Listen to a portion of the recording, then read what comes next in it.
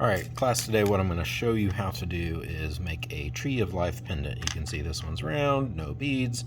This one's an oval shape and has some beads on it.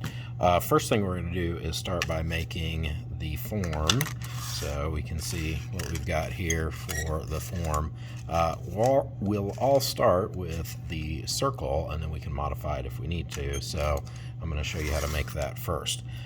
First thing we need is a 10-inch piece of wire, and this is 20 gauge wire, and again, 11 inches. And we're going to use all scrap stuff as much as we can. We should have plenty of pieces like that. We may need to straighten it just a little bit with the nylon pliers, but we'll do that instead of grabbing brand new wire because we just have plenty of this stuff around. Okay, so first thing I'm going to do is mark on this 1.5 inches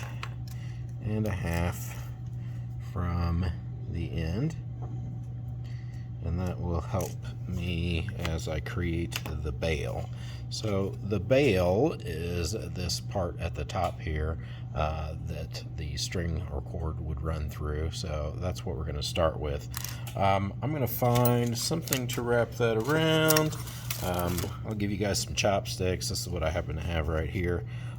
So actually I'm going to use the paintbrush, so it doesn't really matter. So I've got that black mark, that's that 1.5 inches right there, and I'm going to wrap both directions around the paintbrush, and I'm going to do that at least twice. I could do that another time if I wanted to, so we'll go one more time, and where these two come together, then I'm going to twist these together. So I'm going to kind of overlap them a little bit, grab them with a pair of pliers, and twist them together. At least that's once, that's twice, at least twice, maybe give it one more time, 3 times. Okay, so that's what I've got right there, and I don't need the extra little bit that's hanging off here, so I will clip that off.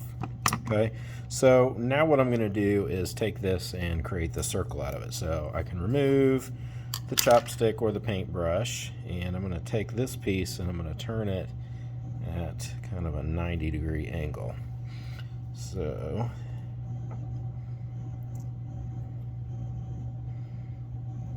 nice 90-degree angle, and then I will wrap it around. In my case, what I'm going to use is the circle off, or the end off of this hammer here. So I've got this part. Again, 90 degrees, come up and around, and then I'm going to wrap this one around the stem of that bail. So nice and tight on there. Sometimes it can be a handful to hang on to. If you're finding it is, you can put a piece of tape on it down here or something to kind of hold it on. Alright, so I've got it crossing over. Now I'm going to wrap that around, and I'm going to wrap this around so that each of these coils are right next to each other, and I imagine I'll have room for 3 or 4. So there's 3, and there's 4. Okay, so I've got this extra here. I'm going to clip that off, and as always, I don't want to get stabbed with that little thing there, so I'm going to pinch that down. Okay, so that is the form that we're going to start with. From here, you can modify it if you want. If you want to just keep it a circle, that's fine. Again, we can make it into an oval by pulling on it a little bit. You could turn it into kind of a teardrop shape. I'll explain, and we'll talk about what the reasoning for changing the shape might be here in a little bit. So I guess I'm going to leave mine like that. So next thing I'm going to do is just a little bit of sketching. So I've got my loop here, I've got the bail at the top. I'm going to trace this, and that will give me an idea of what I'm working with. So as I'm thinking about this, I'm trying to decide, what I want to do with my tree here. I'm going to trace this once more just to have a couple options. Okay. So I could go with something asymmetrical, which is like this, which is kind of what I prefer.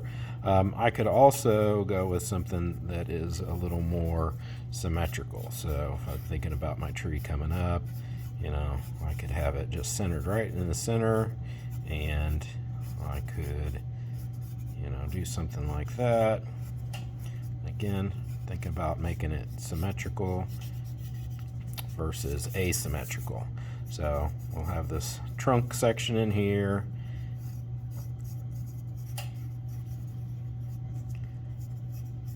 and always going to have some roots coming down at the bottom.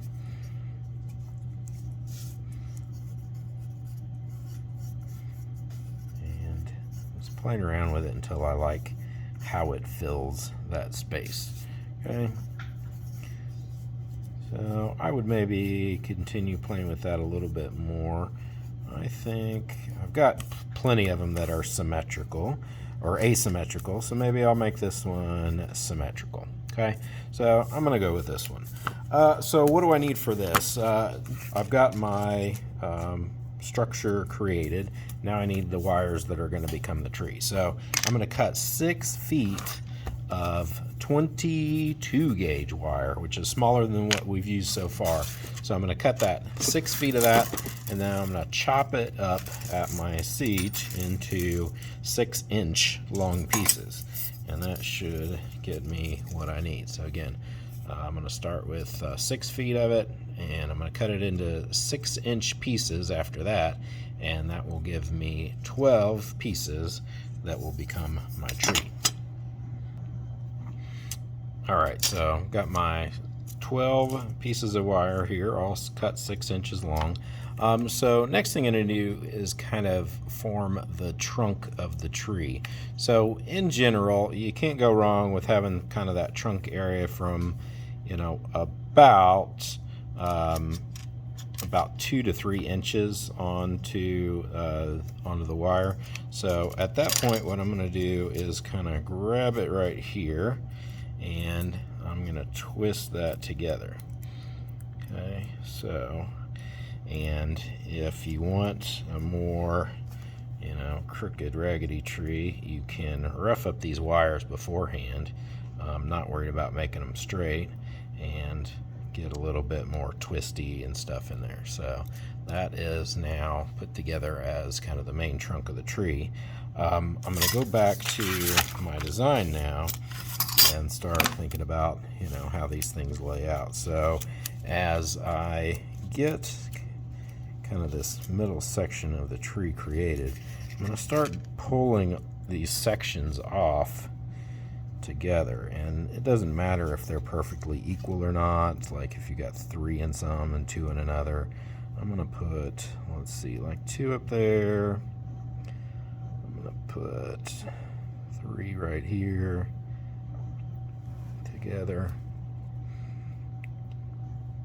Let's see, we got 3 and 2 and 2. All right, so I'm going to take these and I'm going to start twisting those together. So I'm going to hold this here and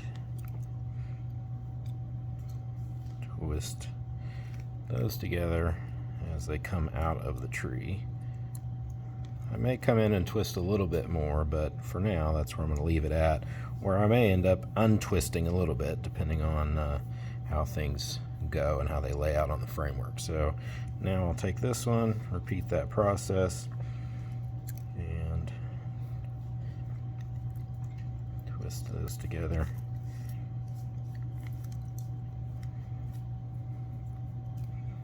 And then I'm going to group these up as well.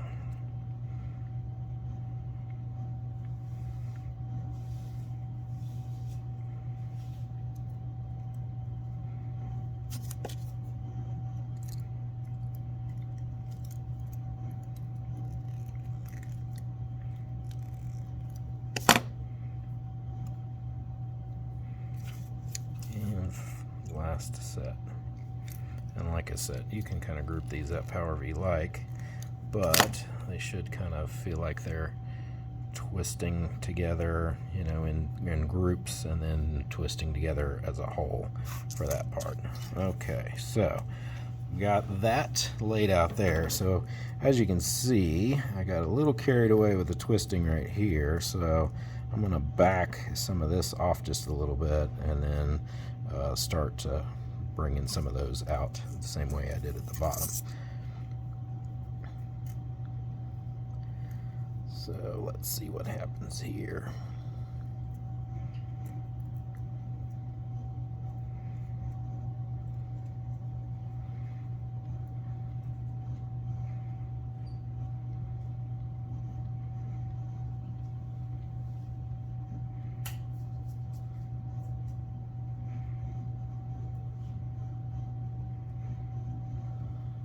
Okay, so based off of even numbers here, I'm gonna take these two together, those four kind of continue together as well.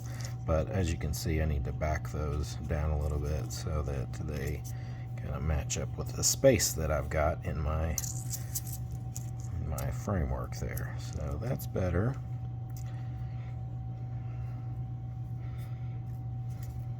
This one will go to here.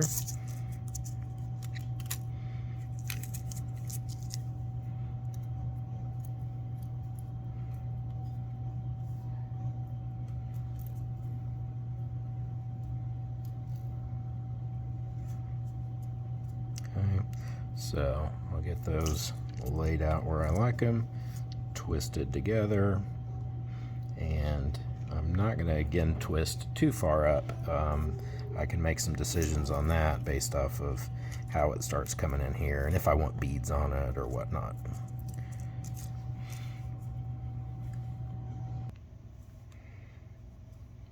All right, back and forth a little bit, but finally got it so that it fits the way I like it in there. So I've got my framework. Now I'm going to kind of lay it over top of it and get it where I want it to be. So from here, my job is to tie this onto, or the tree onto this. So I'm going to hold it where it's at, line it up, again, make sure I like it, and then once I start tying, it'll really start coming into place. But I've laid this on top, so I'm going to take this thin 22 gauge wire and wrap it through, and I am going to just try to very neatly wrap this right next to each other. Okay, so tools that I can use to help with that, needle nose pliers will help me kind of pinch and squish those together. It'll also help me kind of pull. I don't want to pull too hard, and my concern as I'm doing this is making sure that I don't warp the shape that I created for the outline. So I'll want to constantly make sure that I'm working on that and fixing that if it's getting out of shape. So keep squishing, getting those things next to each other.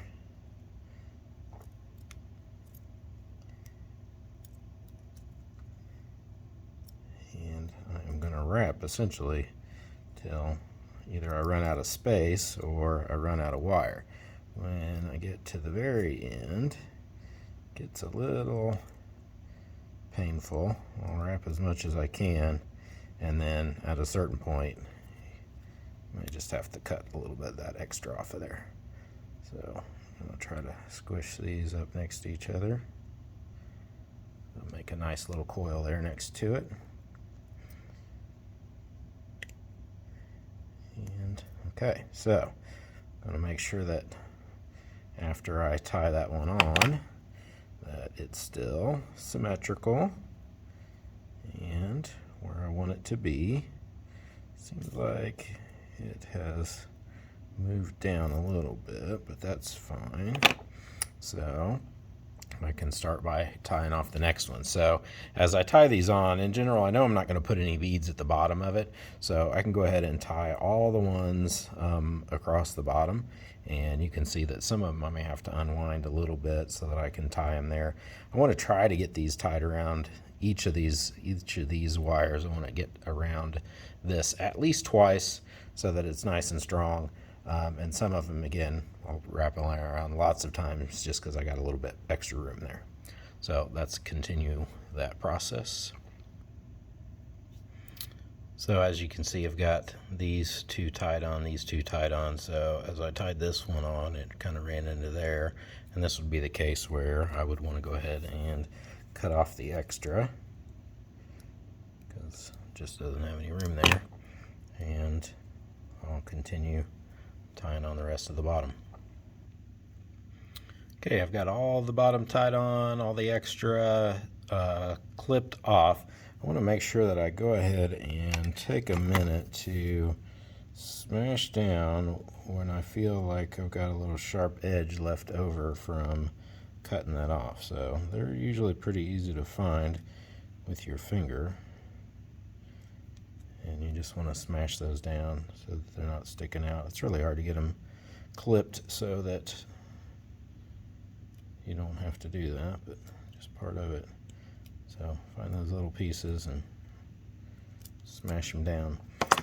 So next, kind of moving on to the top, you know, going for this kind of weeping willow tree is what I'm after. A tree that droops down.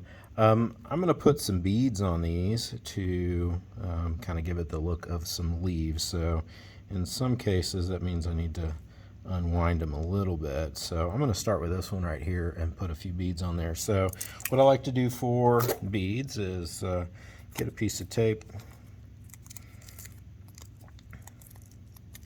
wrap it around itself like that,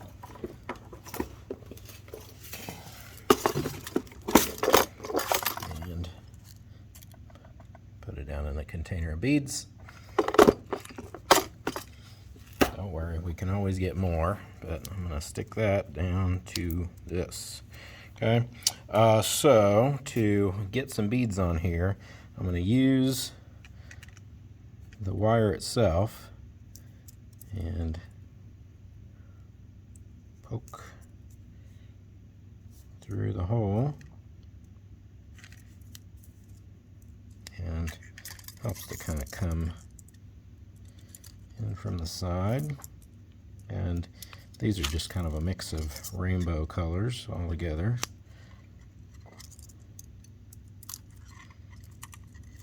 And always checking like how much room do I have. So that looks like just enough. So then I will repeat what I was doing. I'll hold the beads where they were and start wrapping this around. Now in this case, I'm going to wrap until I run into this, and then just really make sure everything's squished up and tight, and then I'll be able to cut off the extra there.